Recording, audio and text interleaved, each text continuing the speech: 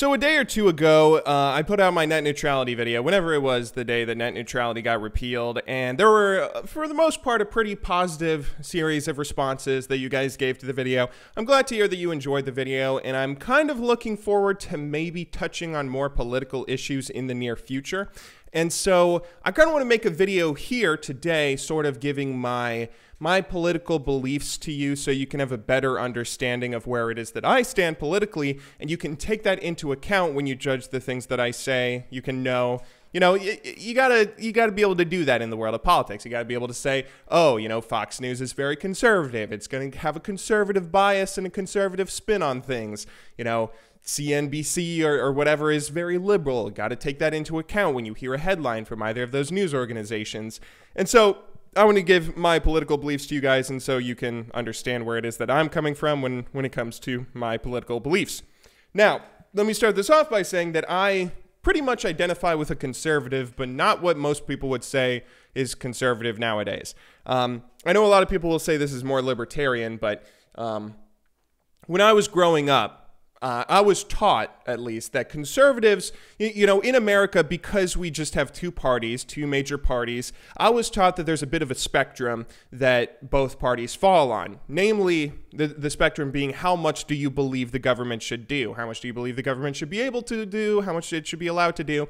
Where conservatives lean on the side of saying the government shouldn't govern too much. The government that governs best governs least. The government should stay out of individuals' lives, and it should just be there for, either things that individuals can't do, like maintaining roads, having a military, stepping in if there's some ridiculous instance where there's, a monopoly or something. Currently, there's a massive monopoly or oligopoly in the American telecommunications industry where internet is just provided by a few companies, right? That's an instance where maybe a more extreme right-wing person would say that the free market will fix it, but a lot of conservatives out there that lean more towards the center would say that, yeah, if there's a monopoly that's killing the free market and preventing competition, then that's an instance where it's okay for the government to step in and do something about it.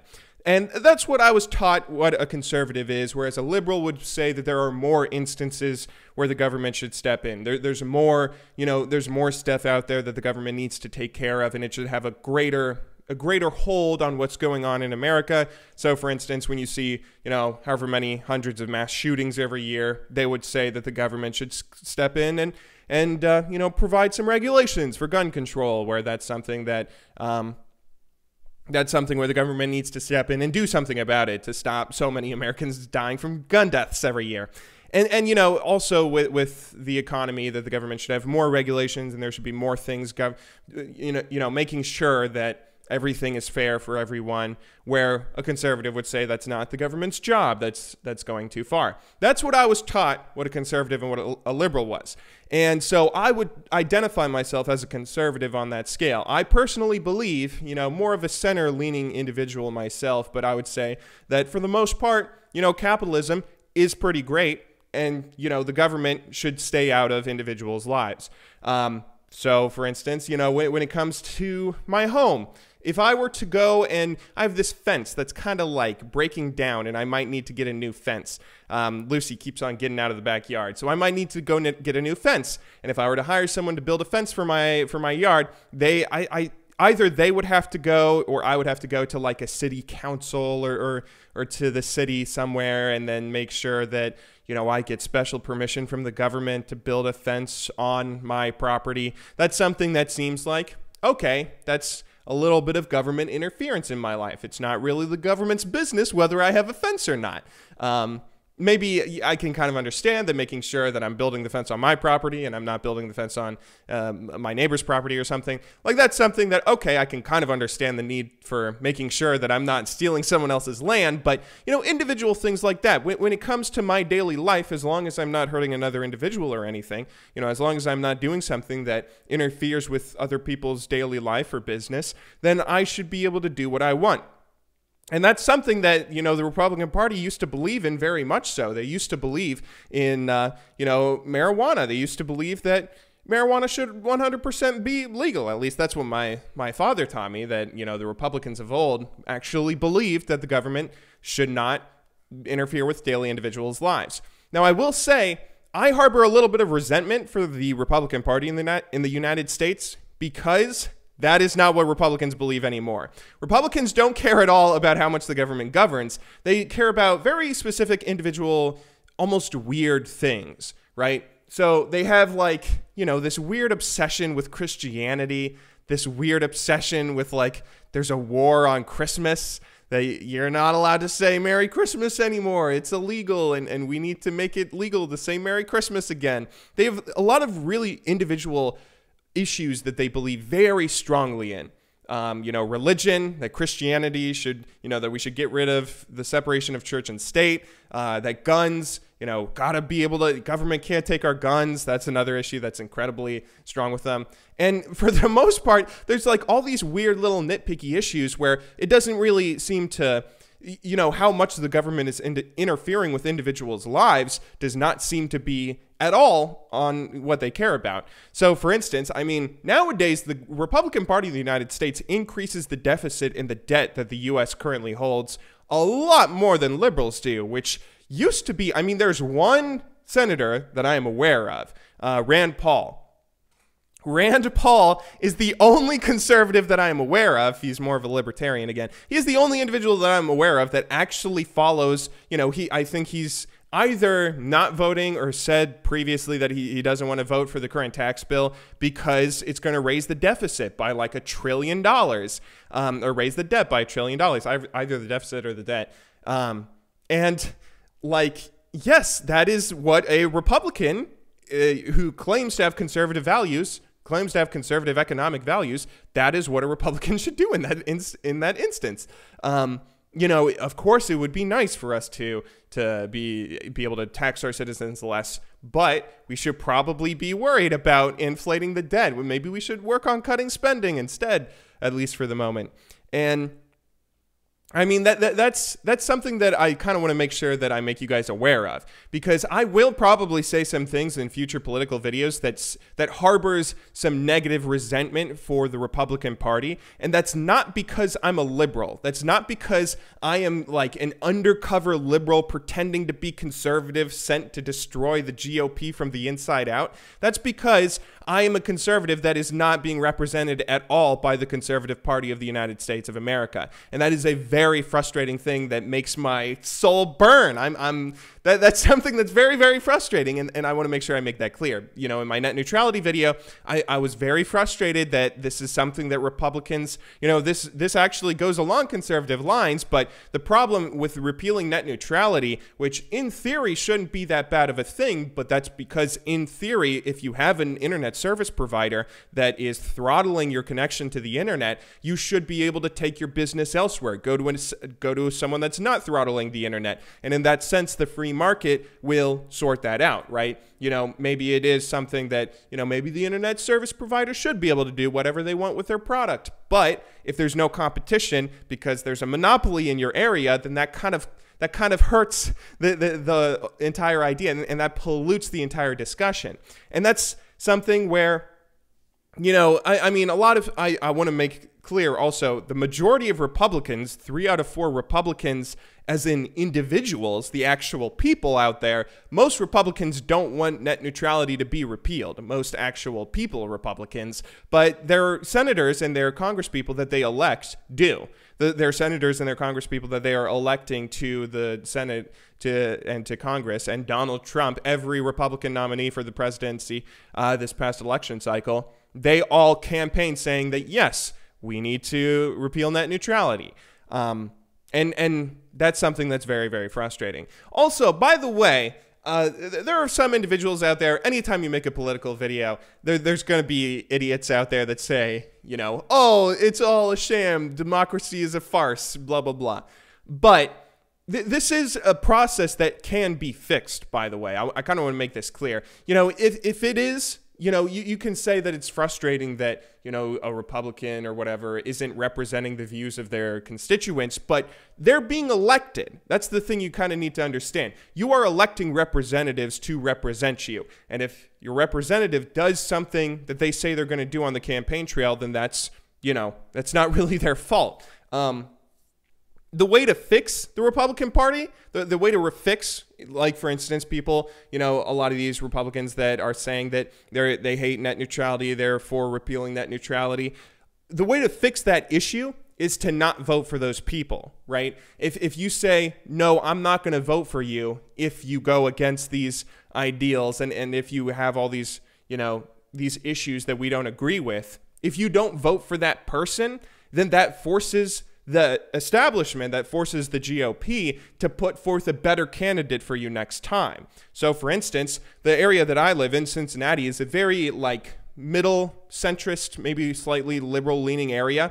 So, there's a lot of areas like that in Ohio. So our governor, John Kasich, that's his name, right? John Kasich, whatever his first name is. Kasich is a very moderate Republican because he has to appeal to a largely liberal demographic all throughout Ohio. And so he has a lot of more liberal ideas. He has a lot of ideas that are not crazy right-wing conservative because he also has to appeal to the more like conservatives or the centrist or independent or slightly liberal individuals in Ohio. And that's how you get a sensible politician into office. If you just elect based off of party lines, not really caring about what your representatives are saying on a campaign trail, then you're going to get crazies in Congress. That's how you get crazies in Congress. The way to fix that is to not vote for them. Say, no, I'm not going to elect you if you have these radical ideas. I'm going to elect an independent, or I'm going to elect a liberal, or I'm not going to vote for you and let a liberal win. And then, that's something that happened in Alabama recently.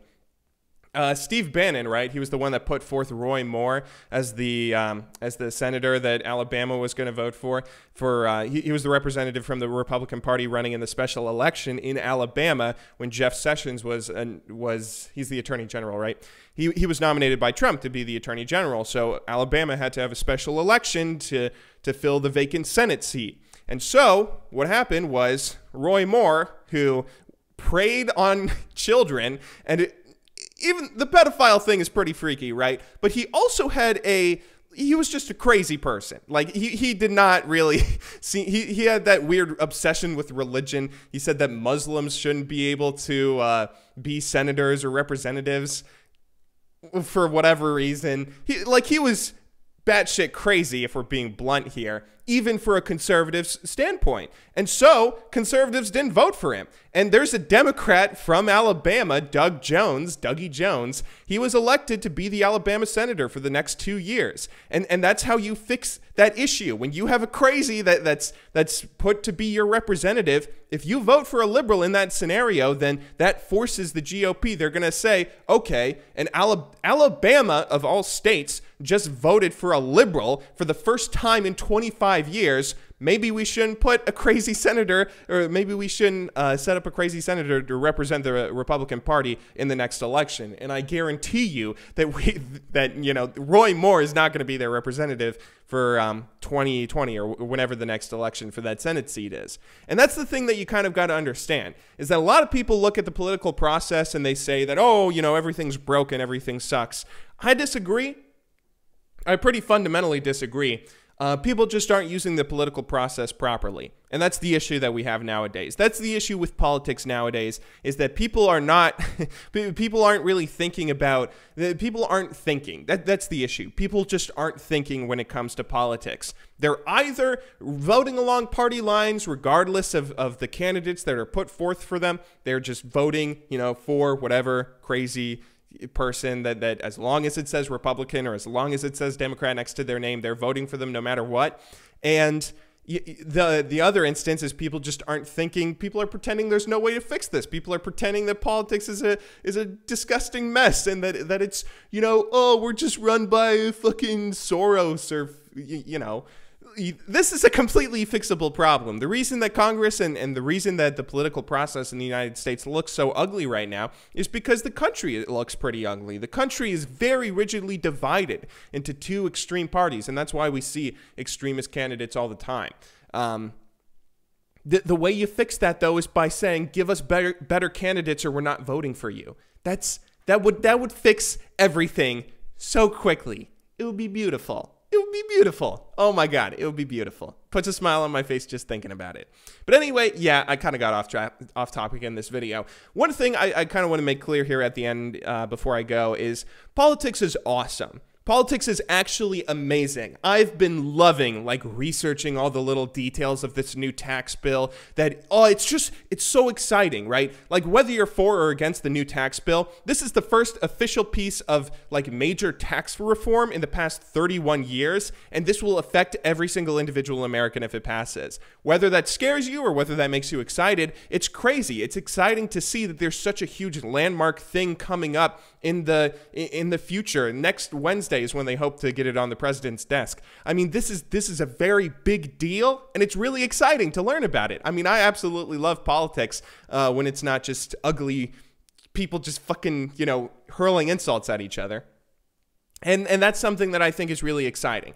And politics is great. It's not money that rules the world. Money does not. If you actually think money buys elections, please understand that Donald Trump was the Republican out there that did not have a lot of money funding his election, right? I mean, when you look at, if you go back and you study the 2016 Republican race to be the Republican nominee, I mean, Jeb Bush had like $500 million in campaign financing, and he got like 0.2% of the vote, right? If money bought elections, if money actually bought elections, then Jeb Bush would be president right now. But that's not the case. Money cannot buy votes. People vote, and the individuals that vote, they decide how, they're the ones that decide who ends up being their representative. They decide who's going to be president. A lot of people say, whether you agree or disagree with the idea of the electoral college, that, a lot of people, obviously, Hillary actually lost in terms of the population vote, but Trump won the electoral college. So, people can say votes don't matter in that sense. But at the end of the day, for every race other than president, at least, your vote matters. Your vote 100% matters, and you have so much power with it, and it's such an exciting thing. Oh, I love politics. And hopefully I'll make some more videos in the future, and hopefully if you see those videos, you'll have a better understanding of where I stand politically. But yeah, hope you guys enjoyed today's video. I'll see you all soon.